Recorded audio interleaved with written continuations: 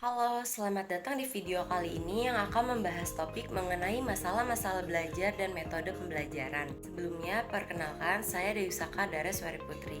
Belajar merupakan proses penting dalam kehidupan kita.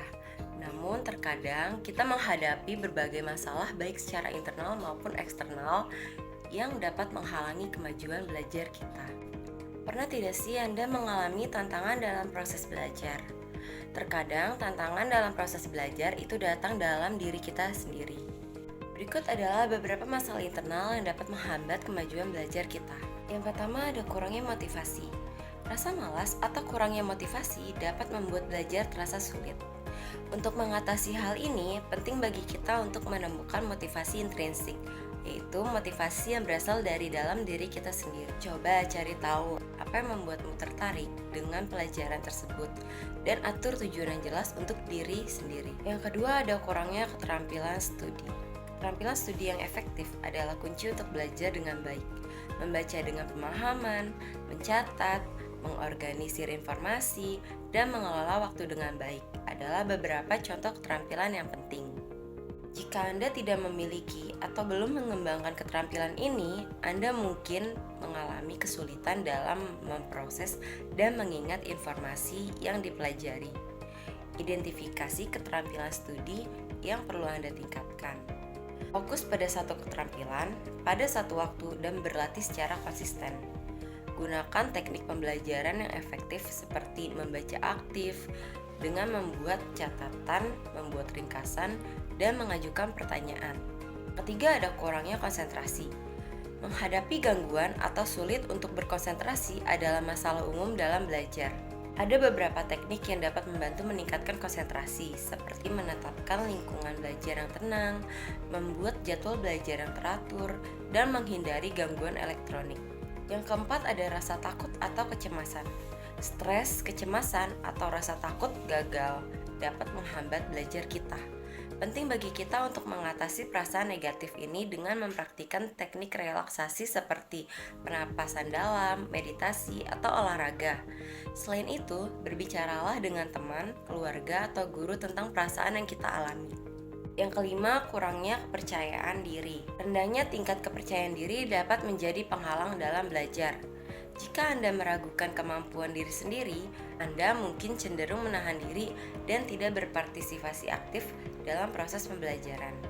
Hal ini dapat mempengaruhi pemahaman dan kinerja Anda. Ingatlah, setiap orang memiliki potensi untuk belajar dengan baik. Tingkatkan kepercayaan diri Anda dengan mengakui pencapaian kecil yang telah Anda raih dalam proses belajar. Tetapkan target realistis yang dapat Anda capai. Selain masalah internal, ada juga masalah-masalah eksternal yang dapat mempengaruhi belajar kita. Mari kita bahas beberapa di antaranya.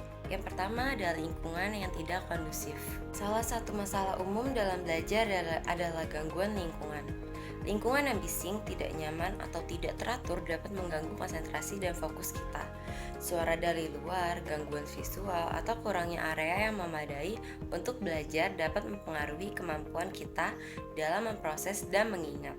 Yang kedua, kurangnya sarana dan prasarana. Kurangnya akses terhadap buku teks, materi pembelajaran, atau peralatan yang diperlukan dapat menjadi hambatan dalam mencapai hasil belajar yang optimal. Terbatasnya sarana prasarana dapat membatasi kemampuan kita untuk mengakses informasi dan mengembangkan pemahaman yang mendalam.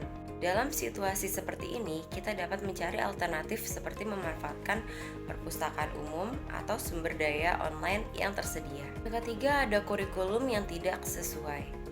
Terkadang, kurikulum yang tidak relevan atau tidak sesuai dengan kebutuhan kita dapat menghambat minat dan motivasi belajar. Ketika materi pembelajaran tidak menarik atau tidak relevan dengan kehidupan sehari-hari, kita mungkin kesulitan untuk terlihat secara aktif dan mengembangkan minat dalam belajar. Dalam situasi ini, kita dapat mencari cara untuk menghubungkan keterampilan pembelajaran dengan kehidupan nyata. Misalnya, mencari contoh-contoh praktis atau studi kasus yang relevan, atau mencoba menerapkan konsep yang dipelajari dalam situasi sehari-hari. Dan yang terakhir, tekanan akademik. Tekanan akademik yang tinggi seperti jadwal yang padat, beban tugas yang berlebihan, atau harapan yang tidak realistis dapat menyebabkan stres dan kelelahan. Tekanan akademik yang berlebihan dapat mengganggu keseimbangan dan kesejahteraan kita, serta mempengaruhi kemampuan kita untuk belajar dengan aktif. Penting untuk mengatur waktu dengan bijak, mengelola tugas secara efisien, dan mengambil waktu istirahat yang cukup untuk mengurangi stres. Selanjutnya pembahasan mengenai metode pembelajaran. Metode pembelajaran yang tepat dapat membantu kita memperoleh pemahaman yang lebih baik, meningkatkan keterampilan, dan mencapai hasil belajar yang optimal. Terdapat berbagai metode pembelajaran yang dapat kita gunakan untuk membuat proses belajar menjadi lebih menarik dan efektif. Saya akan menjelaskan beberapa metode pembelajaran. Yang pertama ada metode ceramah.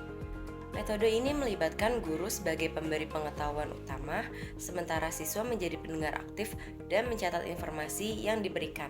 Metode ceramah sering digunakan dalam pengajaran teori dan konsep yang lebih kompleks. Kedua, ada diskusi kelompok.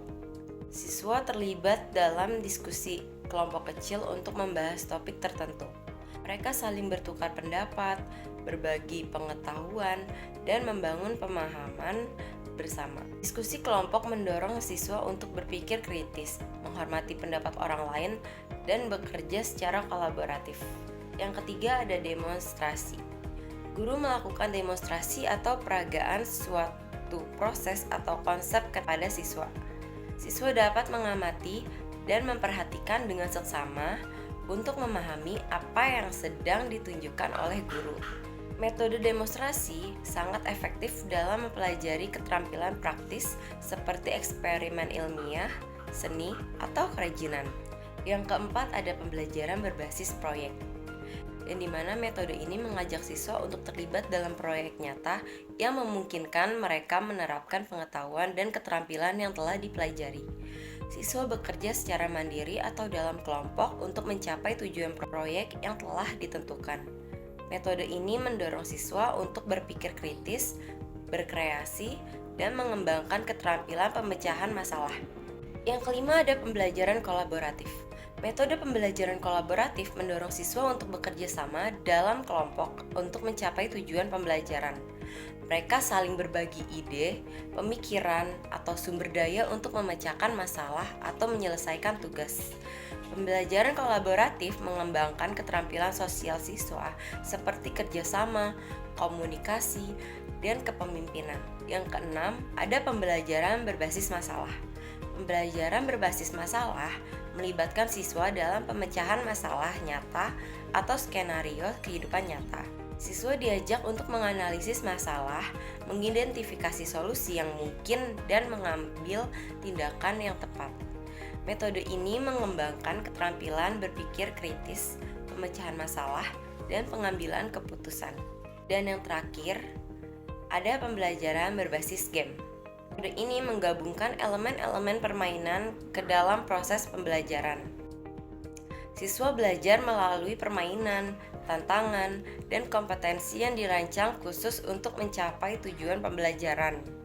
Metode pembelajaran berbasis game meningkatkan keterlibatan siswa, motivasi, serta kemampuan mereka dalam pemecahan masalah dan pengambilan keputusan. Itulah beberapa metode pembelajaran yang menarik yang dapat digunakan dalam proses belajar mengajar. Penting untuk menggabungkan berbagai metode pembelajaran ini sesuai dengan konteks, tujuan pembelajaran, serta kebutuhan dan gaya belajar siswa. Dengan mengadopsi pendekatan yang beragam, kita dapat menciptakan pengalaman pembelajaran yang lebih berinteraksi, kreatif, dan bermakna. Teruslah mengeksplorasi dan menemukan metode pembelajaran yang paling sesuai untuk mencapai tujuan pembelajaran kita. Jadi dalam perjalanan belajar, masalah-masalah internal dan eksternal mungkin akan muncul. Namun, dengan pemahaman yang baik tentang tantangan-tantangan tersebut dan penggunaan metode pembelajaran yang efektif, kita dapat mengatasi hambatan dan mencapai kesuksesan belajar. Tetaplah termotivasi, jangan takut untuk meminta bantuan, dan eksplorasi berbagai metode pembelajaran yang sesuai dengan gaya belajar kita. Sekian penjelasan video yang telah saya sampaikan. Mohon maaf jika terdapat kesalahan kata ataupun kesalahan dalam penjelasan.